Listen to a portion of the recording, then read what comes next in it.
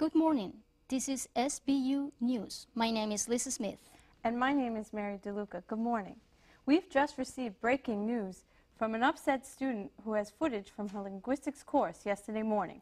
The footage shows what the student described as a class that was concentrating on a know-it-all student while the rest of them were waiting to be taught the material. Let's go to the videotape. Good morning, everybody. Today we are going to talk about complex sentences. I thought we were going to be finishing the compound sentences from last week. You never said anything about changing topics. Well, do you mind if we go back to the next week? Well, I think it's better if we do it right now, but I guess so. Okay, so complex sentences have two parts. Yeah, we know, two sentences put together. Well, no, compound sentences have two simple sentences, as we discussed last week, but complex sentences have... That example, it's one sentence, not two. Can you give a better example? Okay, let's do another one now, and we'll come back to this sentence later, okay? Lisa, I don't think that was the best way for the TA to deal with the situation. Well, let's see what Ms. Piasecki has to say about this. We are going live to Nelson Morales, who is with Ms. Piasecki. Good morning, Nelson. Thank you, Lisa. I'm here at Stony Brook University in the office with Ms. Piasecki. We're going to try to get her side of the story. Ms. Piasecki, were you aware that some of the students in your linguistics class are upset with the way that you spent so much attention on this one student to the detriment of all the others? No, I really was not aware of that, but thank you so much for bringing this to my attention. I'll definitely think of some ways to solve this issue. Thank you, Ms. Piasecki. You're welcome. Thank you. From Stony Brook University, this is Nelson Morales reporting. Now back to you.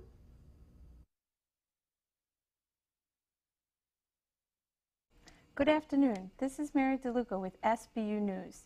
We are in the studio today with my co-anchor Lisa Smith and Ms. Piasecki. Ms. Piasecki is here to show us how she has solved some of her classroom issues that we showed you last week. But before we talk to Ms. Piasecki, let's take a look at the video that was recorded during her class this morning. Good morning, everybody. It has come to my attention that some of you have been feeling uncomfortable in my class. I just wanted to let you know if you have any concerns or problems, you're welcome to come to my office hours anytime you want. So today we're going to talk about verbs. There's two kinds of verbs in English. They're transitive verbs which can take direct objects, like in the sentence, I write a letter. A letter here is the direct object. We also have intransitive verbs which cannot take direct objects, like in the sentence, I snore. You cannot put a direct object after snore. So on the board here you see two groups of verbs. Which ones do you think are transitive? You can't have one verb in both groups. Well, good point. There are some verbs that can be in both groups, but we'll be discussing that a little later. Yeah. I think that group is transitive. Which one? Group number one. Why do you think so? Well, talk takes to you like I talk to you, and drive and give and drink can also take a direct object. Good. Why are we talking about verbs and direct objects when we haven't even started talking about indirect objects yet? Well, we'll be discussing indirect objects soon as scheduled in the syllabus. Well, why not right now? Now, it's important that we stay on topic, and right now we're talking about transitive and intransitive verbs. If you really want to talk about indirect objects before we cover them in class, you can come to my office hours. Ms. Piasecki, what an improvement. So looking back, what do you think was the source of your problem? Well, I felt really intimidated, so I ended up letting that student dominate my classroom. I realized that she was interrupting me a lot, but I didn't want to be rude since I'm not fully adjusted to American classroom culture yet. I also realized that it's really not appropriate for me to stop my class every 2 minutes to address a student who clearly wants to be the center of the attention. It's just not right that a student dominates a classroom. Well, I think that's something that many ITAs are faced with.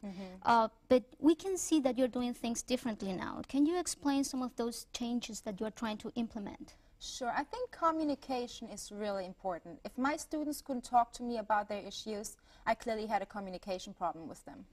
I have also noticed that you're looking more confident. Yeah, I think confidence is crucial too. I've been building my self-confidence in front of the classroom because I realized that this is one of my weaknesses as a teacher. When you're confident, it's much easier to keep the class focused, have a steady pace, and handle unexpected interruptions. Well, thank you, Ms. Piasecki. You're welcome. Poor communication between students and teachers especially teachers from a different cultural background, can cause many misunderstandings and undermine the teacher's confidence. It's important for the ITAs to acknowledge this and to build strong lines of communications. My name is Lisa Smith. And I'm Mary DeLuca. This is SBU News. Thank you for joining us this afternoon. Thanks, Ms. Chesky.